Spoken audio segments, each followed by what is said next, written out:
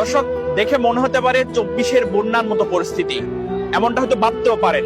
মনে হতে পারে চট্টগ্রামের 26-এ কোনো বন্যা এসেছে, কিন্তু না, এটি চট্টগ্রামের আজকে যে 4 ঘন্টার বৃষ্টি, সেই বৃষ্টিতে জলবদ্ধতার দৃশ্য।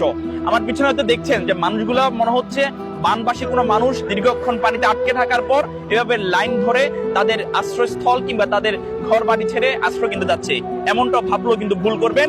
এটি চট্টগ্রামের প্রবর্তক মোড়ের দৃশ্য। মানুষজন এসেছেন তাদের কর্মক্ষেত্রে কিংবা কোন একটি জরুরি কাজে, এসে তারা আটকা পড়েছেন। এরপরে তারা এইভাবে লাইন ধরে পানি, কোমর সমান পানি কিংবা হাঁটু সমান পানিতে তারা এভাবে যাচ্ছেন।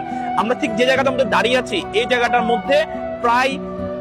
মধ্যে প্রায় কোমর সমান থেকেও প্রায় বুক সমান পানি এখানে রয়েছে। মাত্র 4 ঘন্টা বৃষ্টি হয়েছে। সকাল 11টা থেকে বৃষ্টি শুরু হয়। এই বৃষ্টি ঠিক 2টা পর্যন্ত ধারাবাহিকভাবে পড়তে থাকে মুষলধারে। এই 4 ঘন্টার বৃষ্টিতে চট্টগ্রাম নগরীর ঠিক এই পরিস্থিতি। চট্টগ্রামের প্রবর্তক মোড়, হালিশহর, আগ্রাবাদ সহ বেশ কিছু এলাকা এভাবে ডুবে গেছে। আমরা যদি দেখাই আপনাদেরকে, মানুষজন বুক পরিমাণ পানিতে এভাবে পার হচ্ছেন। যারা বিশেষ করে সাঁতার জান না, তাদের জন্য এই পানি মারিয়ে পার হওয়াটা খুবই কষ্টসাধ্য হয়ে যাচ্ছে। স্কুল কলেজের শিক্ষার্থীরা, বিশেষ করে আজকে যেহেতু এসএসসি পরীক্ষা ছিল, এসএসসি পরীক্ষা দেওয়ার পরে শিক্ষার্থীরা সবচেয়ে বেশি ভোগান্তিতে পড়েছেন। স্কুল কলেজ যখন ছুটি হয়েছে, তারা সবচেয়ে বেশি ভোগান্তিতে পড়েছেন। এবং আমরা যে জায়গাটার মধ্যে রয়েছি, এটি প্রবর্তক মোড়।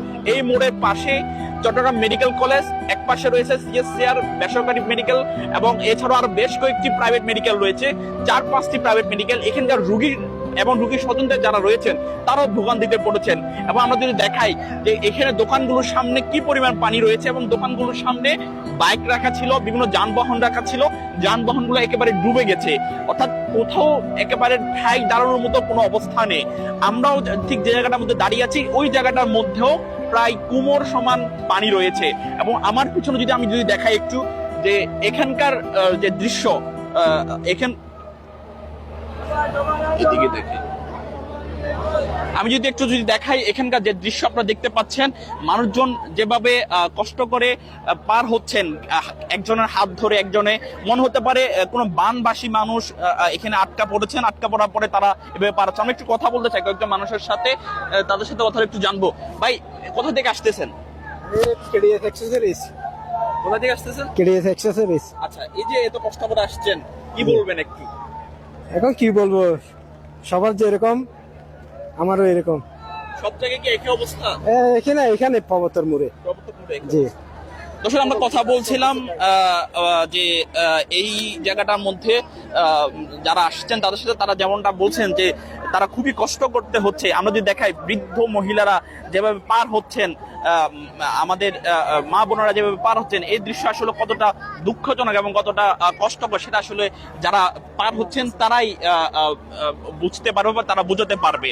এবং আপনাদেরকে জানিয়ে রাখছি, চট্টগ্রামে বিভিন্ন সংস্থার অধীনে এখন এই মুহূর্তে 1450 কোটি টাকার প্রকল্পের কাজ চলছে। প্রকল্পের কাজ চললেও জলবদ্ধতা নিরসনে কোনো ধরনের প্রতিকার কিন্তু নেই। চট্টগ্রাম সিটি কর্পোরেশন এই বিষয়টি নিয়ে জোরে সোরে কাজ চালালেও কোনো ধরনের প্রতিকার কিন্তু মিলছে। আমি একটু কথা বলতে চাই, কোথা থেকে আসতেছেন? আমরা ওই মেডিকেল মেন গেট থেকে। এই যে পানির মধ্যে দিয়ে আসছেন, কি বলবেন?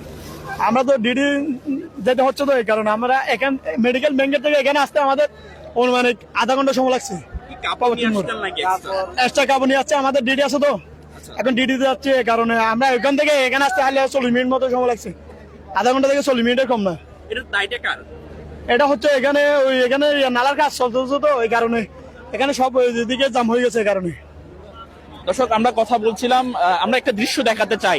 একটি ভ্যানে করে কয়েকজন মানুষ, তারা কিন্তু, ভাই আপনাদের থেকে কত টাকা করে নেওয়া হচ্ছে? যত চাই তত দেওয়া উচিত না। আমরা দেখাচ্ছিলাম যে একটি ভ্যানে করে কিন্তু মানুষদেরকে পার করা হচ্ছে। অনেকে এই কত কিছু মিটারের পথ পাড়ি দিতে অনেক টাকাও কিন্তু ব্যয় হচ্ছে, প্রায় জনপ্রতি 100-150 টাকার মতো করে ব্যয় হচ্ছে। আমরা যদি দেখাই যে চট্টগ্রামের এখন যে প্রবর্তক মোড়, এই প্রবর্তক মোড়ের দৃশ্যটা দেখাচ্ছিলাম আপনাদেরকে, যে পানি একেবারে বুক পরিমাণ, অর্থাৎ এখানে ঠাঁই পাওয়ার মতো অবস্থাও কিন্তু নেই।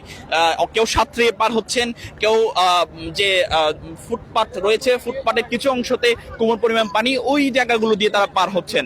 এবং আপনাদেরকে যদি দেখাই যে এই মুহূর্তের চট্টগ্রাম প্রবর্তক মোড়ের যে পরিস্থিতি, সে পরিস্থিতি হয়তো আপনারা দেখতে পাচ্ছেন। আর যেমনটা দেখছেন তেমনটা দেখে হয়তো আপনাদের মনে হতে পারে এটি কোনো বন্যা, এই যে একটা মোটর সাইকেল কিন্তু নিয়ে যাওয়া হচ্ছে, পানিতে একেবারে ডুবন্ত অবস্থায় নিয়ে যাওয়া হচ্ছে। এবং আমরা যদি দেখি আশপাশের বিভিন্ন দোকানের সামনে যে মোটর সাইকেলগুলো রয়েছে, সেই মোটর সাইকেলগুলো ডুবন্ত অবস্থায় আছে, পাশাপাশি বিভিন্ন যানবাহনও কিন্তু ডুবন্ত অবস্থায় আছে। আমরা এখানে যেটা কথা বলে জানলাম সেটা হচ্ছে এখানে একটি নালা প্রকল্পের কাজ চলছে এবং সেই প্রকল্পের কাজ চলার কারণে এই পরিস্থিতি তৈরি হয়েছে। পানি কোনো দিকে সরে যেতে না পেরে পানি এখানে জলবদ্ধতা তৈরি করেছে এবং চট্টগ্রামের মানুষের দীর্ঘদিনের যে ভোগান্তি জলবদ্ধতা নিয়ে, সে জলবদ্ধতার ভোগান্তি একদিনের বৃষ্টিতে আরো তীব্র আকার ধারণ করেছে। আমরা যদি দেখাই এখানে সাংবাদিকরাও কিন্তু এসেছেন, তারা সংবাদ কভার করতে এসেছেন, তারাও বেশ ভোগান্তিতে পড়েছেন। কেউ কোমর সমান পানিতে দাঁড়িয়ে সংবাদ কভার করতে হচ্ছে, কেউ হাঁটু সমান পানিতে দাঁড়িয়ে সংবাদ কভার করতে হচ্ছে। এবং আমরা যদি দেখাই যে এখানকার দোকানপাট যেগুলো রয়েছে, দোকানপাটগুলো একেবারে অর্ধেক অংশ ডুবে গিয়েছে। দোকানের সামনের পানি একেবারে দোকানের ভিতর পানি প্রবেশ করে যে মালামাল, সে মালামালগুলো কিন্তু নষ্ট হয়ে যাচ্ছে। এবং আপনাদেরকে যেটা দেখাচ্ছিলাম যে মানুষজনের বিশেষ করে যে ভোগান্তি, আপনারা হয়তো আমাদের ক্যামেরায় দেখতে পাচ্ছেন যে বিশেষ করে মহিলারা তাদের বুক সমান পানি কিন্তু তারা মারিয়ে তারা কিন্তু পার হতে হচ্ছে এবং বিশেষ করে আশপাশের দোকানিদের সাহায্য নিয়ে তারা পার হতে হচ্ছে। এই যে মহিলাদের এই কষ্ট তীব্রতা কতটুকু, সেটা আসলে যারা পার হচ্ছে তারা বুঝতে পারবেন। চট্টগ্রামবাসী এই দায় কাকে দিবে, চট্টগ্রাম মানুষ এই জন্য কাকে দুষবেন, সেও তো তারা বলতে পারছেন না। যেহেতু চট্টগ্রাম জলবদ্ধতা প্রকল্পের একটি কাজ চলছে, পাশে নালার কাজ চলছে, সেই কাজের কারণে আজকে এই অবস্থা তৈরি হয়েছে। অর্থাৎ বলতে গেলে উন্নয়ন যেন এখন গলার কাটা হয়ে দাঁড়াচ্ছে, এমনটাই পরিস্থিতি। উন্নয়নের কাজ করতে গিয়ে এখন যে নালার কাজ চলছে, পানি কোনো দিকে সরে যেতে পারছে না, যার ফলে এখানে জলবদ্ধতা তৈরি করেছে। এবং এই যে দৃশ্য আপনাদেরকে দেখাচ্ছিলাম, বিশেষ করে এই প্রবর্তক মোড়ের আশপাশে জলবদ্ধতার কারণে মেইন সড়ক জিসি খুলশি থেকে চকবাজার এবং মুরাদপুর পর্যন্ত যানজট লেগে গেছে। আমরা অনেকের সাথে কথা বলছি, কেউ কর্মস্থলে আসতে প্রায় 3-4 ঘন্টা সময় লেগেছে, কিংবা কেউ এখান থেকে তাদের গন্তব্যে পৌঁছাতে এই যানজটের কারণে 2-3 ঘন্টারও বেশি সময় লেগেছে। এই যে পরিস্থিতি, এই যে অবস্থা, এটা দায় আসলে কে নিবে এবং কাকে আসলে নগরবাসী দুষবেন, সেটাও কিন্তু বলতে পারছেন না।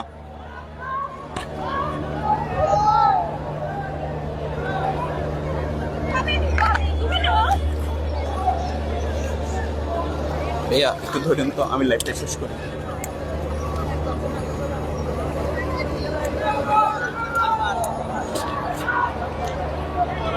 দর্শক, যারা দেখাচ্ছিলাম, আমি এখন ঠিক যে জায়গায় দাঁড়িয়ে আছি সেই জায়গাটার মধ্যে প্রায় হাঁটু পরিমাণ পানি। আমার পেছনে আরো কিছুটা দূর গেলে সেখানে কোমর পরিমাণ পানি। এই হাঁটু পরিমাণ, কোমর পরিমাণ, কোথাও বুক পরিমাণ পানি মারিয়ে নগরবাসী তাদের গন্তব্যে পৌঁছাতে হচ্ছে। চট্টগ্রামের আজকের এই 3-4 ঘন্টার বৃষ্টিতে এমনটা পরিস্থিতি তৈরি হয়েছে। দর্শক, এই ছিল আমাদের কাছে সর্বশেষ।